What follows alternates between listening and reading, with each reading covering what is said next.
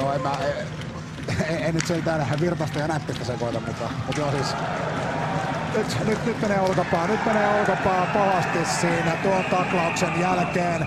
Appelgren taklaa siellä maalin takana Ervingiä ja tuossa menee kyllä, nyt menee olkapää Ervingiltä pahasti ja sen jälkeen Jyp Akatemian pelaajat ottavat siitä kakkosen, käyvät torppaamassa Appelgrenin. Katsotaanpa tämä, taitaa kyllä mennä olkapää ikävästi. Jai, vai osuuko se päähän? Erving on nyt täysin tuskan vallassa. Tämä oli kyllä nyt ikävä. Tämä oli kyllä suunnattoman ikävä tapahtuma. Ai. Siinä tulee kyllä Appelgreniltä nyt ihan hyvännäköinen taklaus, mutta se osuu. Puhdas kova taklaus, mutta vähän Erving ikävästi siinä jotenkin huonossa asennossa ja lentää laitaa ja olisiko olkapää sitten? Joo, olkapää tai sitten leukaperiin. Ja Kangas heitetään suihkuun. Kristian Kangas lentää suihkuun ja mikähän tähän oli syynä nyt? Ilmeisesti poikittainen maila kävi siinä. Appelia tultiin siinä kostamaan ja sitten Kangas lähti vielä kostamaan siihen. Voisiko saada vielä hidastuskuvaa tuosta äskeistä? Nyt tämä menee niin mielenkiintoista, koska Hermes oli saamassa ylivoimaa, mutta nyt Kangas lentää suihkuun. Eli Appelgren taklaus näin. Sitten tulee tuo jälkitilanne. Tässähän nyt Appeli vedetään nurin. Tästä tuomari nosti käden ylös, eli siitä oli tulossa kakkonen. Ja sen jälkeen Kangas laittaa poikkarin selkään ja lentää suihkuun. Mitäs tässä nyt tapahtuu? Vai olisiko se Kangas soittanut jotain suunta tuossa tilanteessa? Kyllä se aika kovaa veti poikkariin tuossa 2-3 kertaa. Että kyllähän sitä suihkuu voi heittää, mutta katsotaan nyt vielä, että mitä täällä tapahtuu. Nyt tulee Kangas. No nyt se perutaan. Se ulos ajo perutaan.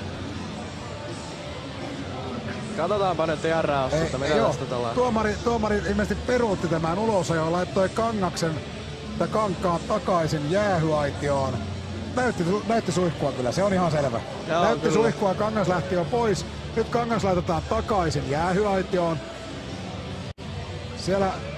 Siellä Uotila uhoaa jonkinlaista kostoa ilmeisesti nyt. Oliko Nättiselle vai kelle? Huuteli aika lujaa tuolta vaihtoaition puolesta. Tai vai oliko tuomari nelikolle? No nyt haetaan.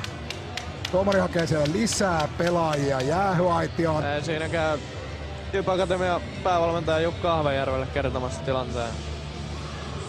Appelgrenillä on 5 tuolla. Appelgrenko löysi suihkuun? Se on vaihtoehto, jossa istuu. Niin, mutta miksi tuolla on taululla 5 minuuttia Niklas Appelgren?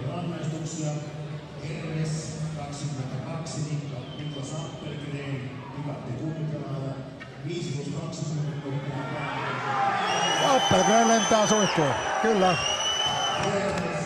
Oma silmä näytti puhtaalta taklaukselta, siinä vaan vähän ikävästi huonossa asennossa oli ja laitaa törmätessä sitten ilmeisesti olkapään satuttu. Ja Upi Karhula ei hyväksy tätä, ei missään nimessä. Appelgren, tämä on myös epäselvää hänelle. Eli joo, tuomarit siis luulivat tuossa, että Kangas ja Appelgren lähtee sitten isoista ovista ja lähtee vihasena ja onpa epäselvä tilanne, koska joo, tuomarithan ilmeisesti luulivat, että se oli Kangas, joka sen taklauksen teki, koska häntä oltiin aluksi ajamassa ulos. Se peruttiin, se 5+20 nyt siirrettiin sitten Appelgrenille, joka aluksi ei ollut saamassa jäähyä, vaan nimenomaan Uotila oli saamassa jäähyä sitä kostosta. Kyllä. Ja onko nyt näin, että Kangas saa myös jäähyn Uotilan kanssa ja ne kumotaan. Eli Kangas ja Uotila saavat jäähyä, joka kumotaan. Ja tosiaan Hermes 5 minuutin alivoimalle. Ja onhan se näin, jos... Ja siinä Sund kävi huutamassa Uotilalle, että ihan oikee ilmeisesti. Katsotaanpa nyt vielä kerran. Siis kyllähän se päähän ilmeisesti osuu. Katsotaan nyt vielä kerran. Minun mielestäni se osuu Siis Appelgren ei varmasti yritä tuossa päähän taklata. Ei se osu päähän. Ei se olkapäätä vasten. Erving oli vaan aika huonossa asennossa siinä. Kyllä. Takaperi aika matalana ja sitten lensi kovalla vauhdilla laitaa ja todennäköisesti siinä vasta sitten loukkaantui.